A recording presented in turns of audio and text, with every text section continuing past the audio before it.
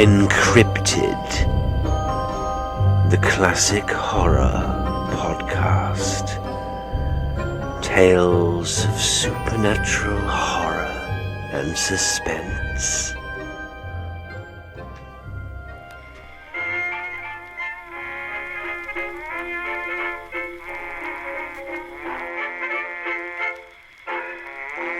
The village of Maxley, where last summer and autumn these strange events took place, lies on a heathery and pine-clad upland of Sussex. In all England you could not find a sweeter and saner situation. Should the wind blow from the south, it comes laden with the spices of the sea. To the east, high downs protect it from the inclemencies of March, and from the west and north the breezes which reach it travel over miles of aromatic forest and heather. The village itself is insignificant enough in point of population, but rich in amenities and beauty. Halfway down the single street, with its broad road and spacious areas of grass on each side, stands the little Norman church and the antique graveyard, long disused. For the rest, there are a dozen small, sedate Georgian houses, red-bricked and long-windowed, each with a square of flower garden in front and an ampler strip behind. A score of shops and a couple of score of thatched cottages belonging to labourers on neighbouring estates complete the entire cluster of its peaceful habitations. The general peace, however, is sadly broken on Saturdays and Sundays, for we lie on one of the main roads between London and Brighton, and our quiet street becomes a racecourse for flying motor cars and bicycles. A notice just outside the village begging them to go slowly only seems to encourage them to accelerate their speed, for the road lies open and straight, and there is really no reason why they should do otherwise. By way of protest, therefore, the ladies of Maxley cover their noses and mouths with their handkerchiefs as they see a motor car approaching, though as the street is asphalted, they need not really take these precautions against dust. But late on Sunday night the horde of scorchers has passed, and we settle down again to 5 days of cheerful and leisurely seclusion. Railway strikes, which agitate the country so much, leave us undisturbed, because most of the inhabitants of Maxley never leave it at all.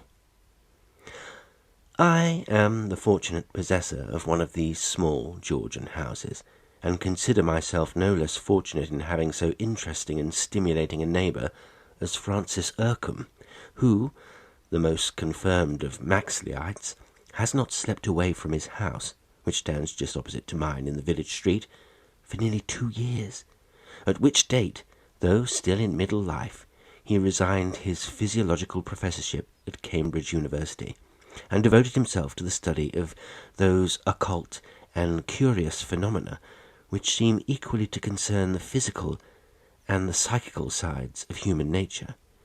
Indeed, his retirement was not unconnected with his passion for the strange, uncharted places that lie on the confines and borders of science, the existence of which is so stoutly denied by the more materialistic minds, for he advocated that all medical students should be obliged to pass some sort of examination in mesmerism, and that one of the Tripos papers should be designed to test their knowledge in such subjects as appearances at time of death, haunted houses, vampirism, automatic writing, and possession. "Of course they wouldn't listen to me," ran his account of the matter, "for there is nothing that these seats of learning are so frightened of as knowledge, and the road to knowledge lies in the study of things like these. The functions of the human frame are, broadly speaking, known. They are a country anyhow that has been charted and mapped out. But outside that lie huge tracts of undiscovered country, which certainly exist, and the real pioneers of knowledge are those who, at the cost of being derided as credulous and superstitious, want to push on into those misty and probably perilous places. I felt that I could be of more use by setting out without compass or knapsack into the mists than by sitting in a cage like a canary and chirping about what was known. Besides, teaching is very bad for a man who knows himself only to be a learner. You only need to be a self-conceited ass to teach." Here, then, in Francis Urcombe, was a delightful neighbour to one who, like myself, has an uneasy and burning curiosity about what he called the misty and perilous places. And this last spring we had a further and most welcome addition to our pleasant little community, in the person of Mrs Amworth, widow of an Indian civil servant. Her husband had been a judge in the north-west provinces, and after his death at Peshawar, she came back to England, and after a year in London found herself starving for the ampler air and sunshine of the country to take the place of the fogs and griminess of town. She had, too, a special reason for settling in Maxley, since her ancestors up till 100 years ago had long been native to the place, and in the old churchyard, now disused, are many gravestones bearing her maiden name of Chaston. Big and energetic, her vigorous and genial personality speedily woke Maxley up to a higher degree of sociality than it had ever known. Most of us were bachelors or spinsters or elderly folk not much inclined to exert ourselves in the expense and effort of hospitality, and hitherto the gaiety of a small tea-party, with bridge afterwards, and goloshes, when it was wet, to trip home in again for a solitary dinner, was about the climax of our festivities. But Mrs Amworth showed us a more gregarious way, and set an example of luncheon parties and little dinners, which we began to follow. On other nights, when no such hospitality was on foot, a lone man like myself found it pleasant to know that a call on the telephone to Mrs Amworth's house, not 100 yards off, and an inquiry as to whether I might come over after dinner for a game of piquet before bedtime, would probably evoke a response of welcome. There she would be, with a comrade-like eagerness for companionship, and there was a glass of port, and a cup of coffee, and a cigarette, and a game of piquet. She played the piano, too, in a free and exuberant manner, and had a charming voice, and sang to her own accompaniment. And as the days grew long and the light lingered late, we played our game in her garden, which, in the course of a few months, she had turned from being a nursery for slugs and snails into a glowing patch of luxuriant blossoming. She was always cheery and jolly. She was interested in everything, and in music, in gardening, in games of all sorts, was a competent performer. Everybody, with one exception, liked her. Everybody felt her to bring with her the tonic of a sunny day. That one exception was Francis Urcombe. He, though he confessed he did not like her, acknowledged that he was vastly interested in her. This always seemed strange to me, for, pleasant and jovial as she was, I could see nothing in her that could call forth conjecture or intrigued surmise. So healthy and unmysterious a figure did she present. But of the genuineness of Urcombe's interest there could be no doubt. One could see him watching and scrutinizing her.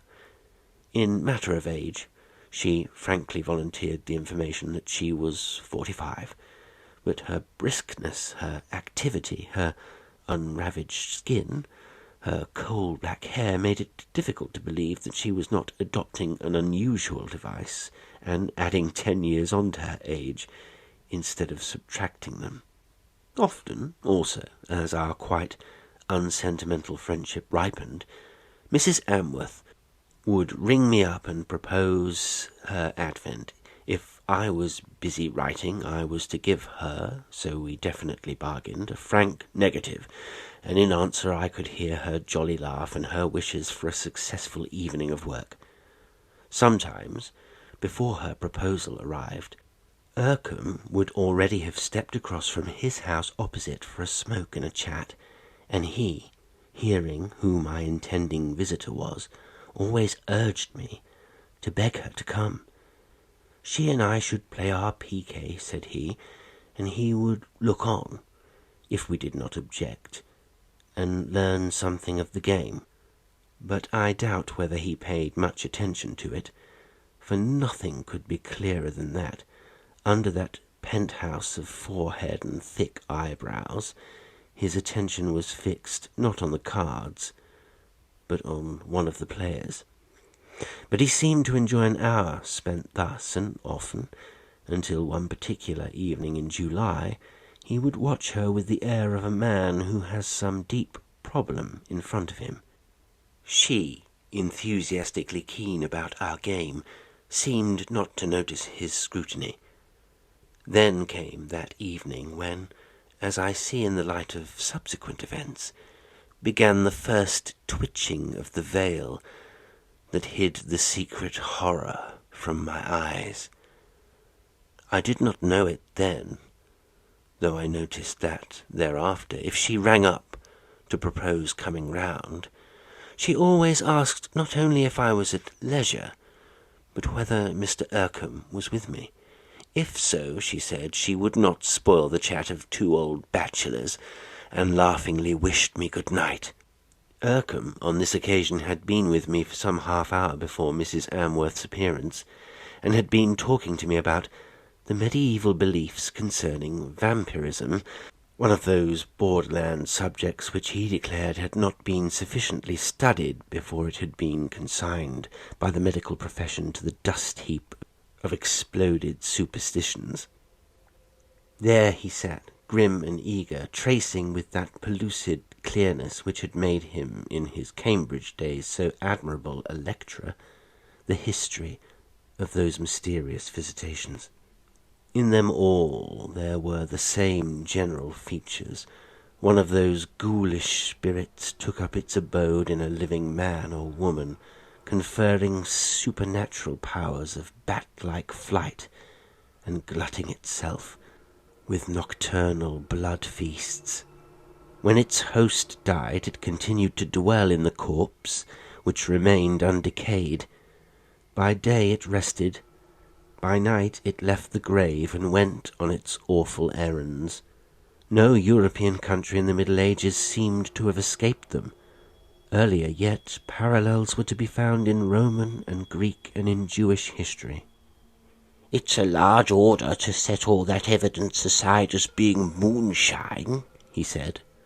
"Hundreds of totally independent witnesses in many ages have testified to the occurrence of these phenomena, and there's no explanation known to me which covers all the facts. And if you feel inclined to say, 'Why then, if these are facts, do we not come across them now?' there are two answers I can make you. One is that there were diseases known in the Middle Ages, such as the Black Death, which were certainly existent then, and which have become extinct since, but for that reason we do not assert that such diseases never existed. Just as the Black Death visited England and decimated the population of Norfolk, so here in this very district about 300 years ago there was certainly an outbreak of vampirism, and Maxley was the centre of it. My second answer is even more convincing, for I tell you that vampirism is by no means extinct now. An outbreak of it certainly occurred in India a year or two ago." At that moment I heard my knocker plied in the cheerful and peremptory manner in which Mrs. Amworth is accustomed to announce her arrival, and I went to the door to open it. "Come in at once," I said, "and save me from having my blood curdled. Mr. Urcombe has been trying to alarm me." Instantly her vital, voluminous presence seemed to fill the room. "Ah, but how lovely!" she said. "I delight in having my blood curdled. Go on with your ghost story, Mr. Urcombe. I adore ghost stories." I saw that, as his habit was, he was intently observing her. "It wasn't a ghost story exactly," said he. "I was only telling our host how vampirism was not extinct yet. I was saying that there was an outbreak of it in India only a few years ago." There was a more than perceptible pause, and I saw that if Urcombe was observing her, she on her side was observing him with fixed eye and parted mouth. Then her jolly laugh invaded that rather tense silence. "Oh, what a shame," she said. "You're not going to curdle my blood at all. Where did you pick up such a tale, Mr. Urcombe? I have lived for years in India, and never heard a rumour of such a thing. Some storyteller in the bazaars must have invented it. They are famous at that." I could see that Urcombe was on the point of saying something further, but checked himself. "Ah, very likely that was it," he said. But something had disturbed our usual peaceful sociability that night, and something had damped Mrs. Amworth's usual high spirits. She had no gusto for her piquet, and left after a couple of games. Urcombe had been silent too. Indeed, he hardly spoke again till she departed. "That was unfortunate," he said, "for the outbreak of a very mysterious disease, let us call it, took place at Peshawar, where she and her husband were." "And, well?" I asked. "He was one of the victims of it," said he. "Naturally, I had quite forgotten that when I spoke." The summer was unreasonably hot and rainless, and Maxley suffered much from drought, and also from a plague of big, black, night-flying gnats, the bite of which was very irritating and virulent. They came sailing in of an evening, settling on one's skin so quietly that one perceived nothing till the sharp stab announced that one had been bitten. They did not bite the hands or face, but chose always the neck and throat for their feeding ground, and most of us, as the poison spread, assumed a temporary goitre. Then, about the middle of August, appeared the first of those mysterious cases of illness which our local doctor attributed to the long-continued heat, coupled with the bite of these venomous insects. The patient was a boy of 16 or 17, the son of Mrs. Amworth's gardener, and the symptoms were an anemic pallor and a languid prostration accompanied by great drowsiness and an abnormal appetite. He had too on his throat 2 small punctures where, so Dr. Ross conjectured, one of these great gnats had bitten him. But the odd thing was that there was no swelling or inflammation round the place where he had been bitten. The heat at this time had begun to abate, but the cooler weather failed to restore him, and the boy, in spite of the quantity of good food which he so ravenously swallowed, wasted away to a skin-clad skeleton. I met Dr. Ross in the street one afternoon about this time, and in answer to my inquiries about his patient, he said that he was afraid the boy was dying. The case, he confessed, completely puzzled him. Some obscure form of pernicious anemia was all he could suggest. But he wondered whether Mr. Urcombe would consent to see the boy, on the chance of his being able to throw some new light on the case, and since Urcombe was dining with me that night, I proposed to Dr. Ross to join us. He could not do this, but said he would look in later. When he came, Urcombe at once consented to put his skill at the other's disposal, and together they went off at once.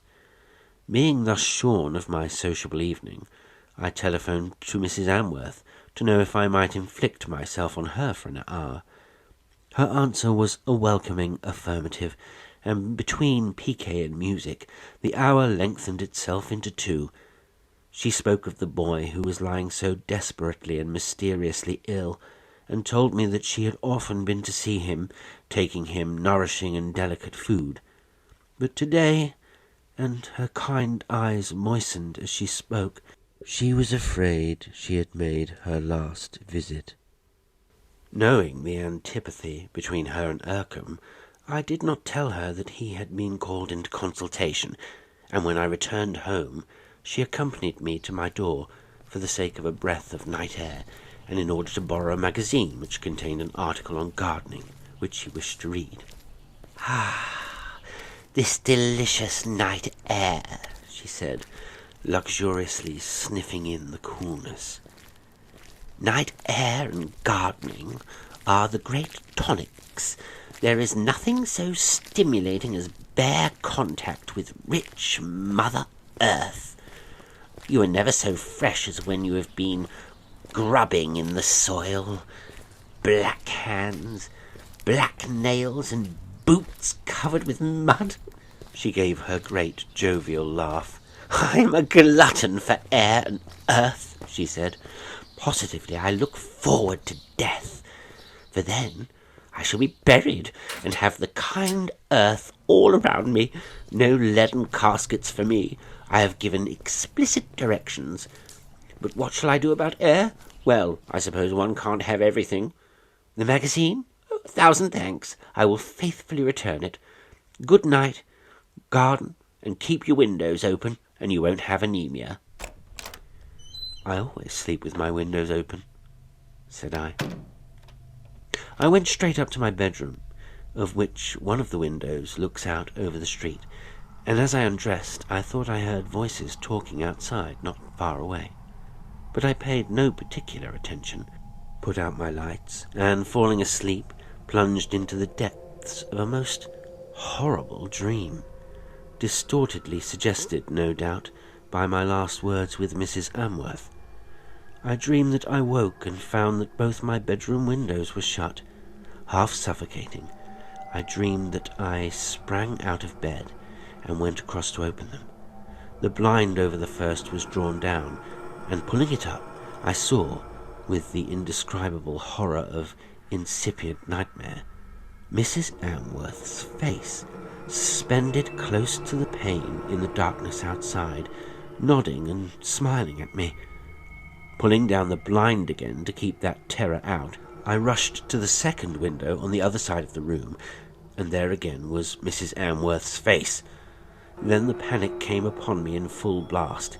Here was I suffocating in the airless room, and whichever window I opened, Mrs Amworth's face would float in, like those noiseless black gnats that bit before one was aware.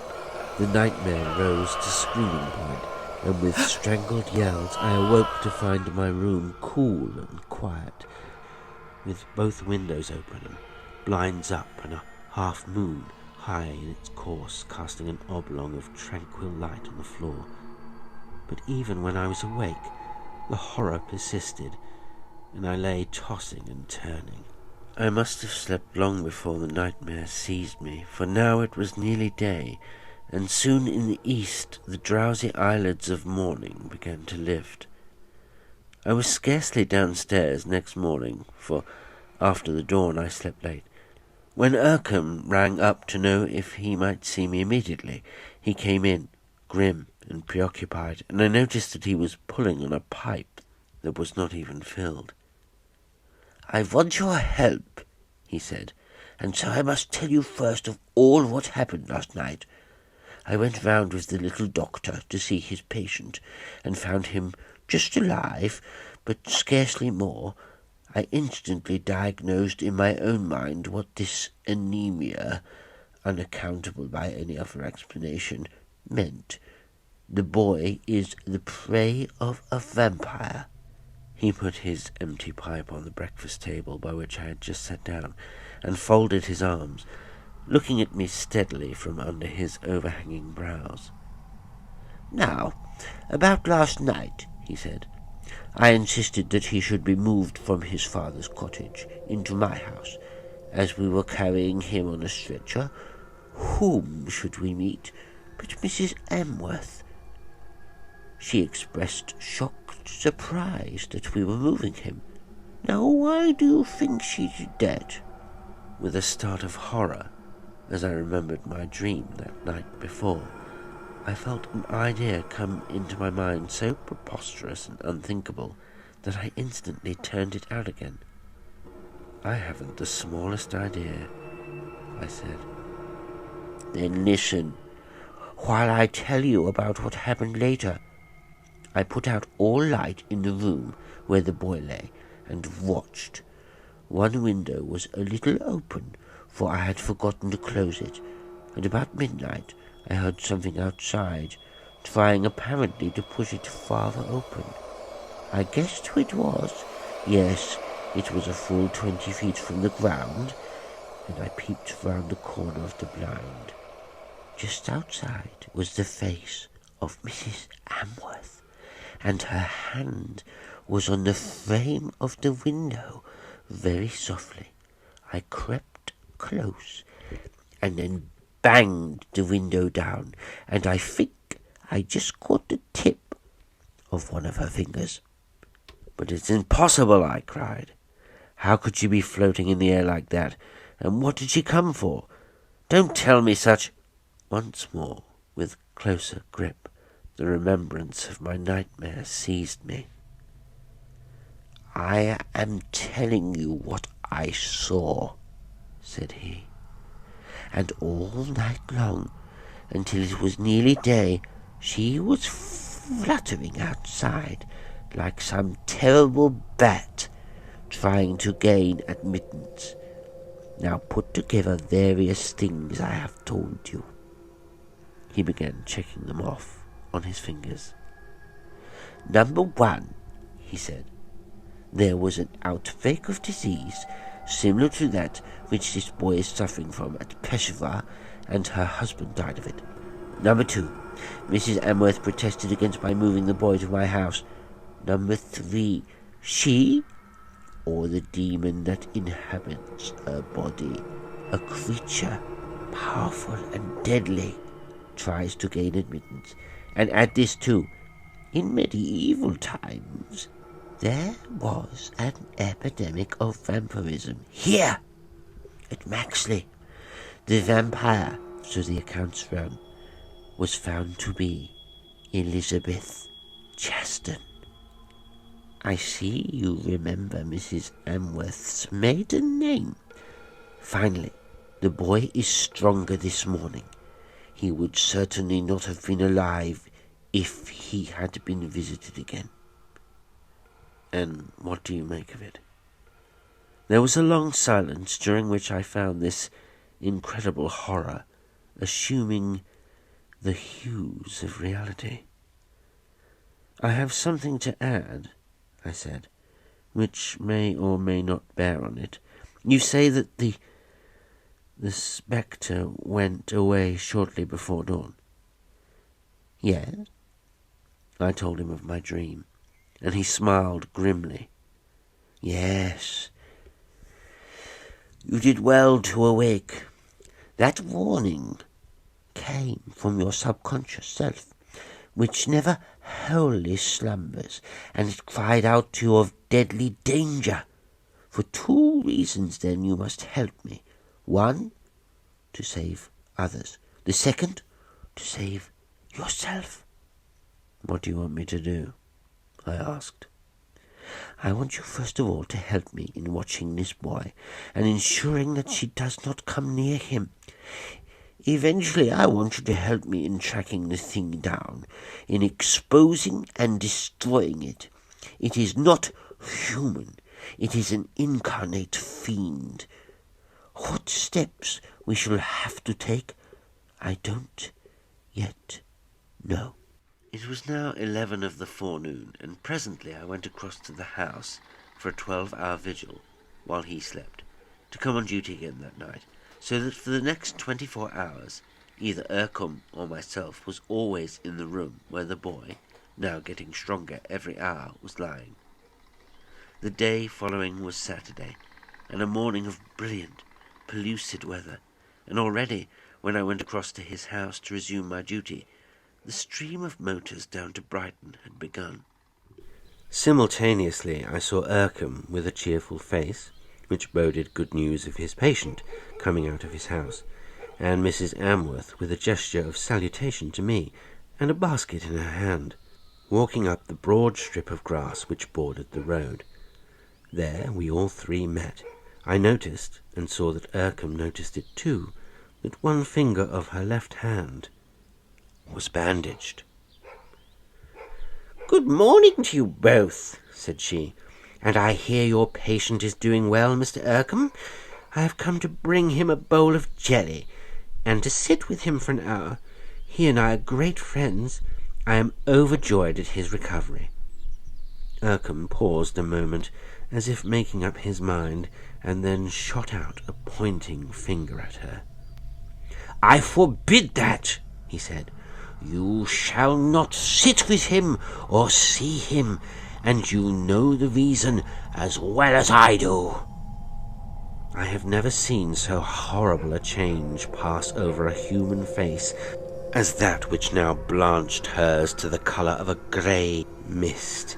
She put up her hand as if to shield herself from that pointing finger which drew the sign of the cross in the air, and shrank back, cowering onto the road. There was a wild hoot from a horn, a grinding of brakes, a shout, too late, from a passing car, and one long scream suddenly cut short. Her body rebounded from the roadway after the first wheel had gone over it, and the second followed. It lay there, quivering and twitching, and was still. She was buried 3 days afterwards in the cemetery outside Maxley, in accordance with the wishes she had told me that she had devised about her interment, and the shock which her sudden and awful death had caused to the little community began by degrees to pass off. To 2 people only, Urcombe and myself, the horror of it was mitigated from the first by the nature of the relief that her death brought. But naturally enough, we kept our own counsel, and no hint of what greater horror had been thus averted was ever let slip. But oddly enough, so it seemed to me, he was still not satisfied about something in connection with her, and would give no answer to my questions on the subject. Then, as the days of a tranquil, mellow September and the October that followed began to drop away like the leaves of the yellowing trees, his uneasiness relaxed. But before the entry of November, the seeming tranquillity broke into hurricane. I had been dining one night at the far end of the village, and about 11 o'clock was walking home again. The moon was of an unusual brilliance, rendering all that it shone on as distinct as in some etching. I had just come opposite the house which Mrs Amworth had occupied, where there was a board up telling that it was to let, when I heard the click of her front gate, and next moment I saw, with a sudden chill and quaking of my very spirit, that she stood there. Her profile, vividly illuminated, was turned to me, and I could not be mistaken in my identification of her. She appeared not to see me. Indeed, the shadow of the yew hedge in front of her garden enveloped me in its blackness, and she went swiftly across the road and entered the gate of the house directly opposite, and there I lost sight of her completely. My breath was coming in short pants as if I had been running, and now indeed I ran, with fearful backward glances, along the 100 yards that separated me from my house and Urcombe's. It was to his that my flying steps took me, and next minute I was within. "What have you come to tell me?" he asked. "Or shall I guess?" "You can't guess," said I. "No, it's no guess. She has come back, and you have seen her. Tell me about it." I gave him my story. "That's Mayor Purcell's house," he said. "Come back with me there at once." "But what can we do?" I asked. "I've no idea. That's what we have got to find out." A minute later, we were opposite the house. When I had passed it before, it was all dark. Now lights gleamed from a couple of windows upstairs. Even as we faced it, the front door opened, and next moment Mayor Purcell emerged from the gate. He saw us and stopped. "I'm on my way to Dr. Ross," he said quickly. "My wife has been taken suddenly ill.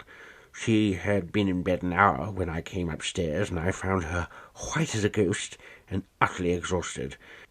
She had been to sleep, it seemed, but you will excuse me." "One moment, Major," said Urcombe. "Was there any mark on her throat?"